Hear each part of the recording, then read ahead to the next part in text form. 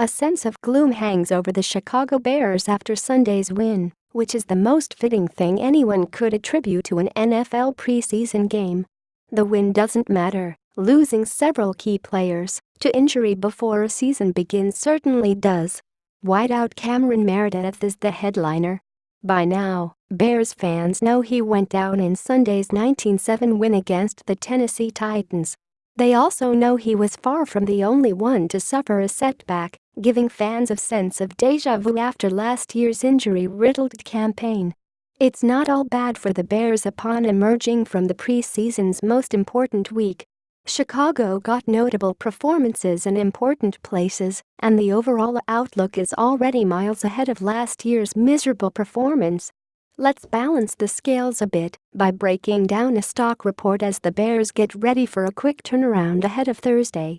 Thanks to injuries, more on those in a bit, it seems like embattled defensive back Kyler Fuller was a lock for the final roster either way. Bears fans know Fuller's story by now.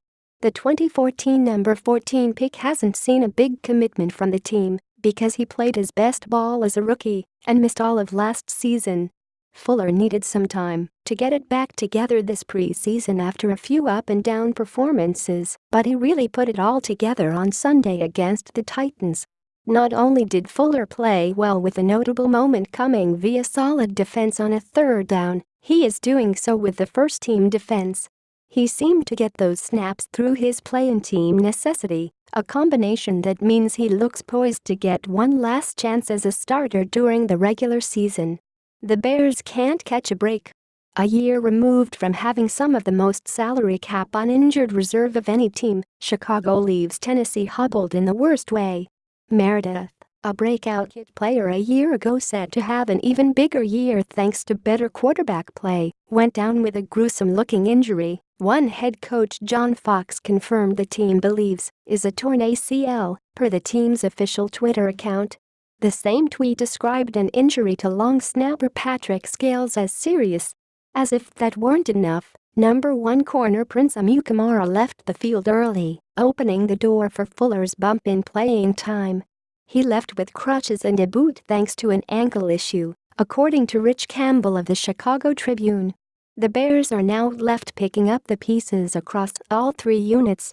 Fuller looked good, but the depth chart behind him is a relative unknown. And as we'll touch on, wideout might be the worst position on the roster.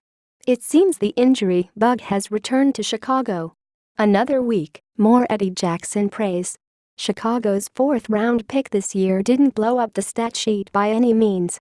But he did blow up the highlight reel with a near miss on an interception he stretched out for and dropped because he couldn't get a grip on the ball. That play happened in the end zone, by the way, and no, it isn't hard to see why Jackson received run with the first-team defense. Praised for his range due to sheer athleticism and the instincts to go with it, most could tell it was only a matter of time before Jackson broke his way onto the field and didn't leave it again. After some strong play by Quinton Demps as well, it is clear the Bears have a nice 1-2 punch at one of the last year's worst positions. Every positive development for a guy at a position might create a negative reaction for somebody else. When it comes to Jackson's strong play, that somebody else is Adrian Amos. The Bears haven't given up on Amos by any means, but the 2015 5th-round pick hasn't exactly made major yearly leaps, which has played a part in Jackson's quick ascension.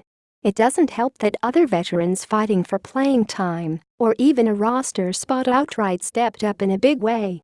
Look at Lamar Houston, who recorded a sack and a forced fumble to encourage the coaching staff to take their time with decisions.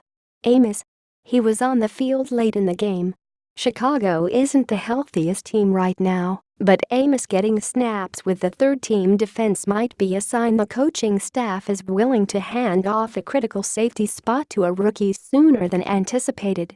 By the end of Sunday, it was Tanner Gentry who led the team in receiving thanks to his one catch for 45 yards and a touchdown. Like we all predicted, and of course, Gentry is an undrafted free agent out of Wyoming who didn't even get an invite to the combine, yet here he is making a serious case for the final roster. It's not just that Mitchell Trubisky threw him the touchdown dart either. It's that he looks like he belongs, and Chicago runs the risk of seeing him poached off the practice squad if they try to get sneaky with him. And with what we're about to touch on coming into consideration, Gentry making the final roster doesn't seem so unrealistic.